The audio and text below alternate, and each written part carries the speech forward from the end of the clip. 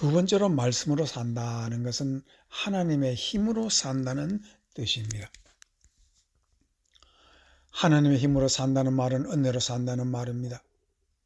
은혜는 공로 없이 받은 하나님의 사랑을 뜻합니다. 만사는 다 말씀으로 창조된 것이므로 만사는 하나님의 은혜요, 하나님이 주신 것입니다. 그렇다면 세상을 보는 눈은 어떻게 돼야 됩니까? 말씀을 이해하려는 마음으로 이 세상을 살아야 합니다. 말씀으로 세상을 해석하면 그때서 놀라운 감사와 하나님의 신비가 눈에 보입니다. 예수님이 마귀에게 사람이 떡으로만 살 것이 아니라 하나님의 입에서 나오는 모든 말씀으로 살 것이라 말한 이유는 말씀이신 예수님 없이는 마귀 너도 없다는 뜻입니다. 또 예수님이 하나님이시니 예수님의 말씀 한마디로 아무리 능력 많은 마귀도 바람처럼 사라질 것이라는 것을 말하고 있는 것입니다. 그러나 하나님께서 만물을 심판의 날까지 남겨두시는 이유는 모든 이성이 있는 존재는 자유의지를 주시고 마지막 날까지 말씀으로 스스로를 판단해 보라는 것입니다. 하나님이 우리를 심판하기 전에 내가 내 자신을 판단해 보라는 것입니다.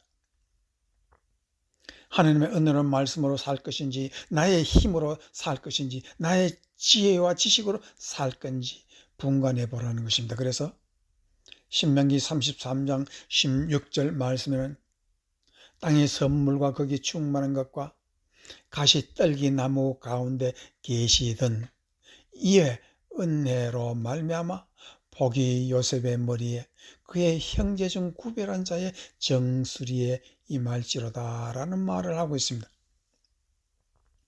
이 기막힌 축복은 모세가 죽기 전에 이스라엘의 모든 12지파를 위하여 기도하는 기도문에 들어있습니다. 이 말은 가시떨기 나무 가운데 계시던 여호와 하나님이 바로 모세에게 임하신 분이신데 그 여호와 하나님이 요셉의 머리 위에 임할지라고 예언하고 있습니다. 이 가시떨기 나무란 무엇을 뜻합니까? 그 나무는 낮고 초라한 존재, 불에 타지 않지만 불을 품는 모순적 생명을 말하고 신성, 거룩함이 가장 낮은 곳에 임하는 자리를 말하고 있습니다. 이 상징적 가시는 상처의 기억 혹은 자기 보호의 장치이며 뒤엉킨 가지는 삶의 난맥상을 말하고 있습니다.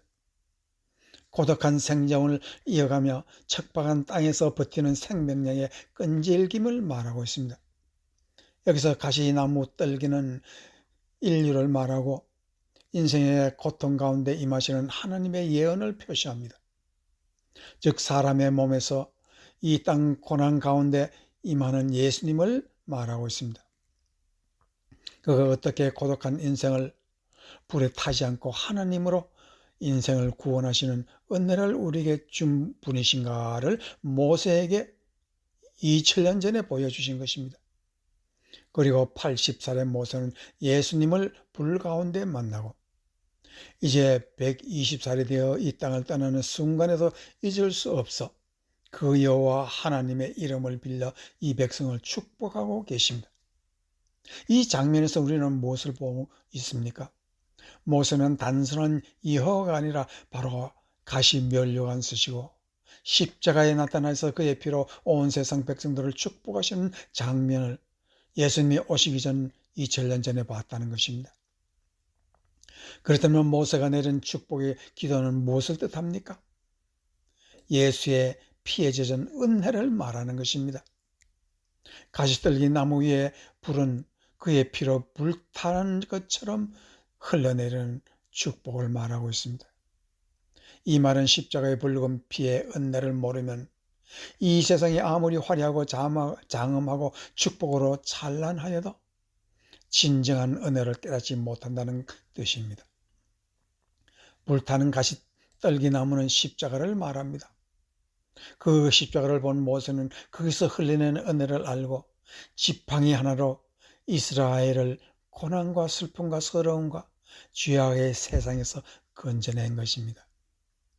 우리가 이 세상을 사는 길도 이 불타는 가시떨기와 같은 십자가를 뼈저리게 깨닫지 못하면 하나님이 무엇을 주어도 모른다는 뜻입니다.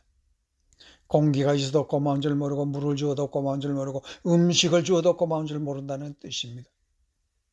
그래서 은혜를 모르면 감사를 모르고, 감사를 모르면 나 자신을 알지 못하고, 하나님의 감사가 없으면 내가 없다는 뜻입니다. 나라는 존재는 하나님과의 관계로 인식되기 때문입니다. 바울 사도는 자기의 뼈저린 자신을 이와 같이 고백하고 있습니다. 고린도전서 15장 9절에서 10절 말씀에, 나는 사도 중에 가장 작은 자라. 나는 하나님의 교회를 받게 하였으므로 사도라 칭함받기를 감당하지 못할 자니라. 그러나 내가 나된 것은 하나님의 은혜로 된 것이니 내게 주신 그의 은혜가 헛되지 아니하여 내가 모든 사도보다 더 많이 수고하였으나 내가 한 것이 아니요 오직 나와 함께 하신 하나님의 은혜로라 라고 말하고 있습니다. 옛날 같으면 자기가 남보다 더 많이 수고했기에 교회가 성장했다고 자랑할 것이지만, 십자가의 피를 깨달은 사람이 되니 내가 누구인 줄을 알았다는 뜻입니다. 나는 은혜의 존재라는 말입니다. 이 말은 이제 옛날에 내가 아니라 내 힘으로 살던 사울은 아니고 하나님의 힘으로 사는 바울이 되었음을 말하고 있습니다. 내 자랑, 내 지식, 내 노력 다 하나님의 은혜 앞에 다 내려놓고 십자가로 살겠다는 뜻입니다. 이것이 사람입니다. 초대교회가 2000년 교회의 반석이 되어 인류의 기초가 되는 이유도 사람은 내 힘으로 살면 망하지만 하나님의 힘으로 살면 반드시 영생에 이른다는 것을 말하고 있는 것입니다.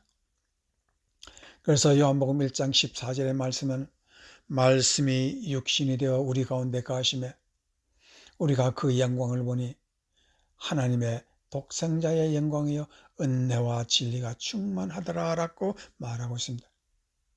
이 말씀에는 믿음이 우리를 살리는 신비를 잘 말하고 있습니다. 말씀이 육신에 되는 과정은 은혜를 말하고 있습니다. 하늘의 높은 곳에 계시는 말씀이 이 땅에 내려와서 십자가에서 흘리시는 그 피의 과정이 우리의 구원의 과정이라는 뜻입니다. 그래서 이것이 생명이요 하나님의 힘이라는 것입니다. 그 힘을 예수님은 상상수훈에서 복이라고 불렀습니다. 복이란 무엇을 해도 은혜를 알고 살면 자꾸 성장하고 힘을 얻어 더 크게 자란다는 뜻입니다. 겨자씨 많은 것이 자라서 거대한 나무가 되어 공중의 새들이 깃드는 집이 되고 쉼터가 된다는 뜻입니다. 사람이 사람에게 편안한 쉼터가 될 때 그 사람이 바로 하나님의 사람입니다. 사람이 하나님의 힘으로 사는 사람입니다. 은혜가 신비롭게 그의 삶에 흘러내려서 목마른 사람에게 생수가 되어준다는 뜻입니다. 이 모든 것이 천국의 신비가 은혜롭게 살아 움직이는 뜻입니다. 즉 하나님의 말씀은 살아 역사한다는 뜻입니다. 그래서 예수님은 마태복음 5장 8절에 마음이 청결한 자는 복이 있나니 그들이 하나님을 볼 것이라고 말하고 있습니다. 이 말은 복이란 마음에 먼저 온다는 뜻입니다. 가정에서 보이는 축복이 쌓이기 전에 마음의 방을 잘 정리하면 하나님은 그 빈 자리에 임하시어 말씀이 육신이 되는 것 같이 말씀이 축복이 되어 우리에게 차곡차곡 채워진다는 것을 말하고 있습니다. 이 과정을 믿음의 눈으로 보고 있으면 주님의 은혜가 너무 신기하다는 것을 말하고 있습니다. 그리고 마음의 방을 치우고 또 치우면 청결한 방마다 복이 쌓이게 하시는 분이 바로 우리 주님의 손길이라고 말하고 있습니다. 이것이 말씀으로 사는 이들의 복입니다. 이제 여러분은 말씀으로 사는 복을 받고 하나님께 영광을 돌리는 여러분이 되시기를 주의 이름으로 축원합니다. 아멘.